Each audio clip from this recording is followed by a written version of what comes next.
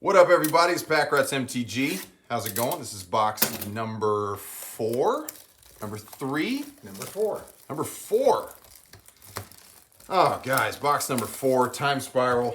Thanks for joining us. Remember, if you haven't already, go downstairs, hit that like button, comment, share, ring the bell. We're super happy to have you. We're super happy to be here. We got 36 packs of Timespiral. Yes, 36, not 24, not 30, not fancy triple foil, double backed concept art. We're going OG, Timespiral Remastered. And guys, it has not disappointed. If you haven't already, go back and look at the previous 3 unboxing videos. Unreal value. Unreal. Couldn't be happier. It is pack 1. Guys, this has been happening throughout this entire box opening series. I mean, I should just stop talking. We should just do a mime video where I just open packs and you guys can figure it out from there. My God. Foil time shifted right off the, like, probably not a crazy valuable card, all right? It's almost sad that we wasted our foil time shifted on an uncommon, but you know what? I'm still stoked. What a cool product. What a cool product. All right, let's keep it cruising, guys. So we saw in our first couple boxes, and again, go back and look. We took our time. We really looked at the cards. We enjoyed relishing the product. If you were a Magic player, comment below how awesome it was to be a part of the Timespiral world. It was just such a fun time. And getting to have this product, I'm so thankful to Wizards that they gave us a break from the fancy quadruple extra stock markety special penthouse versions of every freaking set they do to give us this. You get a couple foils in every box. You get 36 packs, just like it should be. You got one option. You don't have to buy collector's boxes and fancy boxes and set boxes and Christmas boxes. We got one box to work with. Oh, I was wondering when you were going to show up. Tarmogoyf.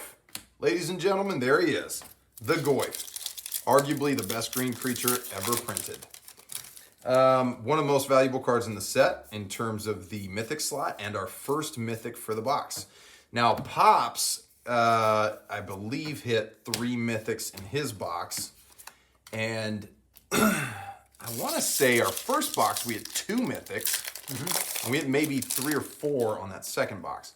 Right, so how many cards per box? We got, 36 packs. 36 how many packs. Cards per pack? 15. There's a Baral. Okay, so we have 540 cards. Yeah, we have yes. We have 540 cards in the box. Now, here's what's wild is that the number of mythics are totally randomized, as are the number of rare time-shifted cards. So we don't know how many foils we're going to end up with. Slaughter pack. And a disdainful stroke. So the mythic counts matter, right? The mythics tend to be the strongest cards in the set, usually. Mm-hmm. That's not always the case, but usually. Okay, and so how many are we doing on average per box? I think we're like sitting at 3 mythics a box. Okay. Oh, lovely. Hello, Venser. Oh, man, guys, I need proof of this. Same pack. Thoughtseize and Venser, same pack. Beautiful pack. We're just going to set him right there. And the other thing, we're not getting a lot of foils. No, whereas before, like you said, Pops, with the Kaldheim, they guarantee a foil with every pack in the set boxes. Mm-hmm. Well, now, foils are not cheap. Foils are not a dime a dozen. You earn your foils. And if you get a decent foil, I mean, you know, once a box, you're getting a decent foil. Now, I'm guessing these foils are going to have longer term hold value. That's my guess. I'm not a financial whiz. That's not my job. Thraven Inspector, very cool. But common sense will tell us these things are popping up at a far lower frequency. And with lower frequencies come difficulty obtaining products, supply and demand. This is basic stuff. Extirpate, Slime Foot, Slime Foot. And a foily uncommon. All right, guys, we're in pile number 2. We're cruising right along, having us a ball here. Thanks for joining. If you just joined us midway, please make sure that you like, share, comment, all that good stuff. Gauntlet of Power. I was wondering when he was going to show up too. And Bloodbrain Elf. My God. Guys, I'm serious. If I had access and I had 50 grand worth of just dispensable income, I'd be buying Timespiral Remastered all day long. So in your opinion, is this Timespire Remastered, is it one of the most playable releases? I mean, that's kind of in the eye of the beholder because it depends on the format. So, Okay. you know, you've got different nice, another trader, Talran. You've got different formats that people play where different cards are legal. Different strategies are more or less viable. You know, one strategy in one format is not viable in another for any number of reasons. Okay, so what format would this series lend itself to the most? Foil. Oh, God, look at that. That's just beautiful, you guys. Look at the old school foiling. You can't beat that. I know it's not as fancy as the new stuff, but that's the appeal, you know? God, what a beautiful card. So it's classic. It's classic, it's classy, you know? And again, it's not a dime a dozen. I mean, you gotta work for it. We've got 2 foil time-shifted cards, and these are both commons or uncommons, you know? You don't want to have cheap stuff. And oh, God, look at this pack. Guys, look at this pack. Yes, I'm a little bit over the top right now, but you just don't see this in Magic products. You just don't see this anymore. You know, yes, this is a Masters level product. You're paying a premium for it, and it is worth every damn penny.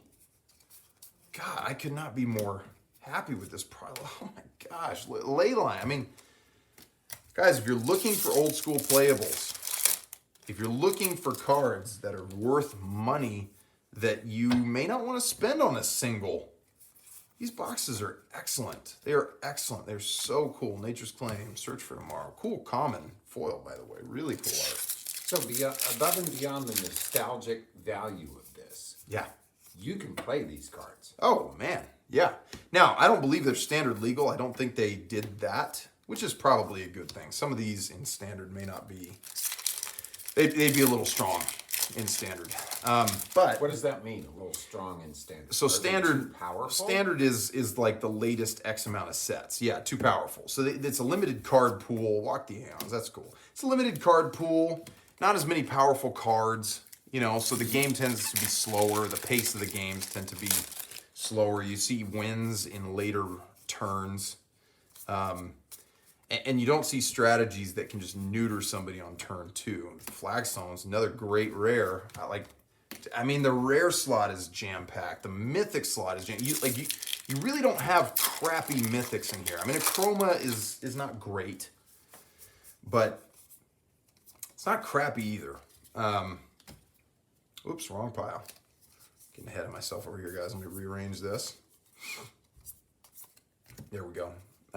Yeah, the mythic slot is really not crappy, but man, a foil sliver. Well, just from casual observation in terms of what we're getting out of this, Yeah. for every box, it just looks, even though I don't know the game, as though these mythics and these other Jeez. separate cards. I mean, look at are these just guys. gonna When do you see packs? I'm sorry, Pops. When do you see packs worries. like this? Just unbelievable. Go ahead, Pop. I'm sorry. I had to show 'em. I just have to assume, because the percentage of getting those is such a small percentage, that they're going to be really effective Yeah. in certain strategies. Yes, in certain strategies. That's probably the best way to say it. So, like, Sliver Legion is very difficult to cast. It's one of every mana, so you have to strain your mana base. So getting it out is going to be a challenge. Okay, so 4th Mythic, Ancestral Vision. I believe that's one of the lower valued mythics at maybe $5. Okay. But yes. So taking Sliver Legion to your point, Pops. Yes, in niche strategies, Sliver Legion is extremely strong. Like, let's say you're playing Commander, you use that as your commander. That gives you access to 5 colors, which means it's going to be harder to cast, but casting it makes your dudes so big and so overwhelming from a power perspective that it would be very difficult to stop once he hits the table. I mean, he's susceptible to removal, but there's no combat that's really going to take him out. So it's just, oh God, your board, like, look at this. Look at this, you guys. What an awesome product. Wizards. I got, this is me talking to Wizards. This is my love-hate letter to Wizards right now. You did not do well with Kaldheim, all right? Zendikar was okay. This product, slam dunk. Do more of this, okay? That's my love-hate letter to Wizards. Hope you guys sign off for me. Oh my gosh. But again, scarcity is an important part of value, right? So Sure. Seeing these type of sets as infrequently as we do makes you appreciate them. You know, you really ought to save up for this type of stuff. And remember, this year, guys, we got Modern Horizons coming, Modern Horizons 2, which if any of you had the pleasure of opening a box of Modern Horizons, it was incredible, incredible. A foil Mythic Krovax. Not sure that's going to be a super expensive Mythic, but not a terrible card either. Not terrible by any means. All right. Keep it cruising. Angel's Grace and Exquisite Firecraft. Again, though, Pops, this pile has me more interested than anything else. Really? In any of the boxes. Yeah, because when the spoilers came out, the commons and uncommons and the lower value rares, the time-shifted slots, were being spoiled at very inflated values. And it's because they're being printed in this old school frame. Mm-hmm. You know, it's nostalgic, and you can't get that old school frame with some of these cards because they aren't old enough to have that naturally. I got you. So I'm guessing collectors, certain players, they're going to want to old school style their cards, right? Like some of their modern decks or their Frontier, whatever format they're playing. Well, you know, that makes a lot of sense. It's like, now, I'm going to show my age here, and most of you guys watching this channel won't even be able to relate, but a 1953 Cadillac Sedan DeVille, whether you know this or not, was one of the first cars to integrate their exhaust into the bumper so that it wasn't visible.